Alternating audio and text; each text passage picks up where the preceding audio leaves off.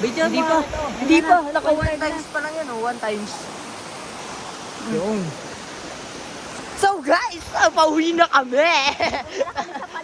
So guys, yun. Palubat na kami kasi.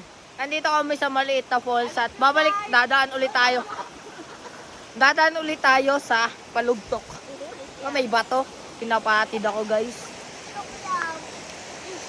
Gusto nyo guys, nakasanglas pa ako kahit hapon na. So guys, lasing na yung isa namin kasama. Kaya, guys, wala man lang dito ang prutas-prutas.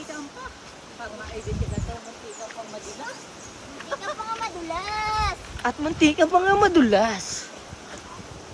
So guys, ako ang kanilang tour guide for today's. Di ba sabi ko sa'yo nakakamassage yung ano, yung Palugtok.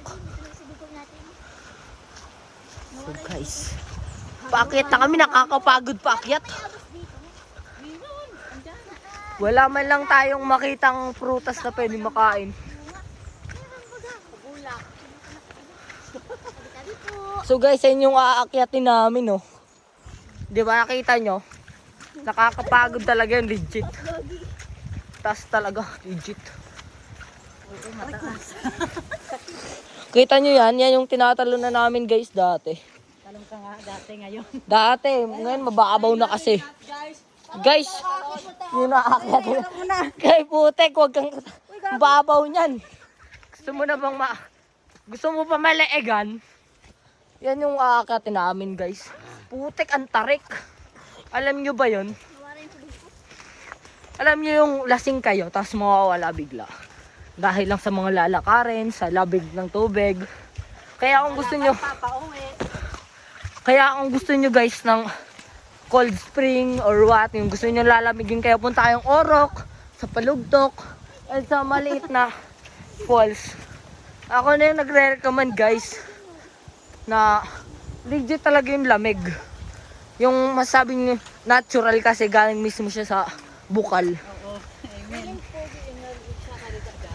So guys, ako yung vlogger ngayon. Kaya, wag niyo nang pansinin siya. Alam niyo naman, di mawawala yung basher sa mga vlogger. So ganyan kasukal yung dinadaanan namin. Alam niyo yun? Puro, kawayan. Alam niyo? Bamboo in English. Buti pa alam nung kasama ko, ako di ko alam eh. Kasi alam niyo, taga Bicol ako. Kaya di ako masyadong maganda. So guys, nandito na kami sa Palugtok. Dito na kami sa Palugtok guys. Ito na yung ilog na tinawiran namin. Ito yung Palugtok. Guys, tumatawid na kami sa ilog. Yun. Ang bato. Marami. So guys, nandito na. Ayun o, lumangoy na yung isa namin kasama. So guys, follow me kung gusto nyo pa ng maraming adventure. Nandito lang kami. Kaya, support my videos and follow me. So guys, bye-bye. Ito na.